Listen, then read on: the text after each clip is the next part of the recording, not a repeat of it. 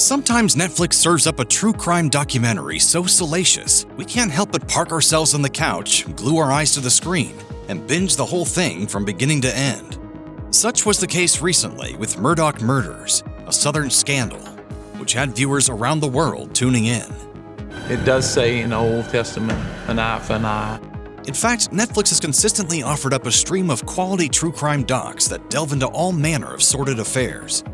From Making a Murderer to The Staircase, other people's trauma has proven a reliably popular genre for the streamer, which has capitalized as much as anyone on our ongoing love affair with true crime.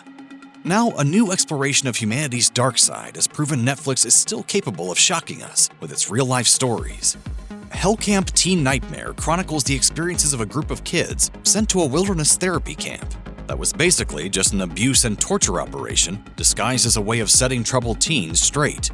While Hell Camp hasn't yet become a cultural phenomenon on the level of some of Netflix's prior docs, judging by audience reactions, it could very well catch up to the likes of Making a Murderer and Murdaugh Murders. Hell Camp Teen Nightmare dives deep into the story of the Challenger Foundation, a 2-month wilderness therapy camp that was supposed to course-correct at-risk teens. It claims to transform bad kids through ordeal. Back in the 80s, the program took teens away from their parents, often by way of staged kidnappings, and dumped them in the wilderness to endure months of so-called discipline that was meant to curb the troubled teens' bad behavior. When we were on the flight, he's like, "Do you want to know where you're going?" And I'm like, "Nope," because I didn't want them to know that I was afraid.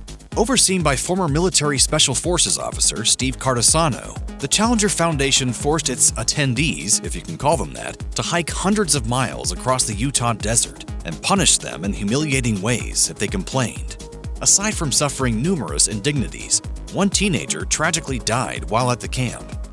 It's just, you think it's gonna help. It's no surprise then that people are finding Hell Camp a little too much to take, with viewers warning others of the harrowing events depicted in the film. The Daily Mail rounded up a few quotes from ex-users shocked by the whole affair, with one tweeting, "Highly recommend to everyone to never watch Hell Camp Teen Nightmare. This is disgusting on too many levels." Meanwhile, Unilad quotes another social media post declaring Hell Camp to be, quote, "the most f***ed up documentary I have ever watched."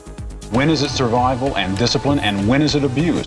Elsewhere, the reactions continue to come in, with yet another ex-user registering her disgust by posting, "Hell Camp on Netflix is making me feel sick, the amount of abuse those kids went through. Oh my god, how is this allowed?" And those are just a few of the negative reactions. Plenty of others are so disgusted by the events in Hell Camp that they're taking to social media to warn viewers away from the Sickening documentary. We're talking about kids for the most part that are going to seduce your children, give them drugs, and steal your car and your jewelry if they can.